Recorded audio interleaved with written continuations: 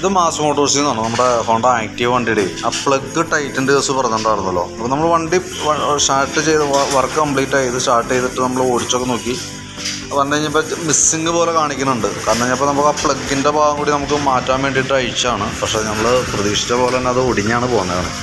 കാരണം ഞാൻ അത്രയ്ക്കും നല്ല ടൈറ്റായി പോയി. കാരണം ഞാൻ നല്ലോണം ഓവർ ഹീറ്റിങ് വന്ന ഭാഗമാണ്. അപ്പോൾ അതുകൊണ്ട് വന്നതാണ് മിസ്റ്റേക്ക് ആണത്. ഇതിനിപ്പോൾ എന്ന് വെച്ചാൽ ചേർന്ന് ഒടിഞ്ഞുകൊണ്ട് വേറെ മാർഗ്ഗമില്ല. അത് അയച്ചിട്ട് ലൈറ്റിൽ കൊടുത്തിട്ട് വേണം നമുക്കത് അയച്ചെടുക്കാനായിട്ട്. മിക്കവാറും അത് ത്രെഡ് ചെയ്താലാണ് നമുക്കിനി പ്ലഗ് യൂസ് ചെയ്യാൻ പറ്റുള്ളൂ. ആ പ്ലഗിൻ്റെ സ്റ്റാൻഡേർഡ് ത്രെഡ് കിട്ടുള്ളൂ കേട്ടോ. അപ്പോൾ അതൊന്നും കൂടി കൂട്ടത്തിൽ ചെയ്ത് വിടാം. അല്ലാന്നുണ്ടെങ്കിൽ ഇടയ്ക്ക് സ്റ്റാർട്ടിങ് കംപ്ലൈൻ്റ് ആയിട്ട് നമ്മൾ വഴി പെട്ടുന്ന സിറ്റുവേഷൻ വരും. അപ്പോൾ അതിന് വേണ്ടിയിട്ട് അയച്ചാണ്. ഇപ്പോൾ ഹെഡിൻ്റെ ഈ പോർഷൻ മാത്രം ഒന്ന് അയച്ചിട്ട് അതും കൂടി ക്ലിയർ ചെയ്യണമെന്നുണ്ട് കൂട്ടത്തിൽ കേട്ടോ.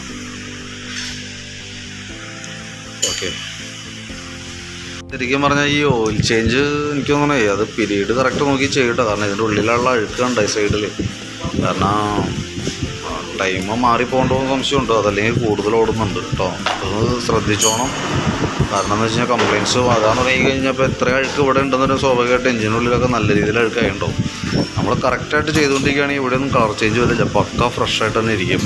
ഒരു വൈറ്റ് കളറിലാണോ ആ ലെവലിൽ തന്നെയാണ് കറക്റ്റ് നിൽക്കുക.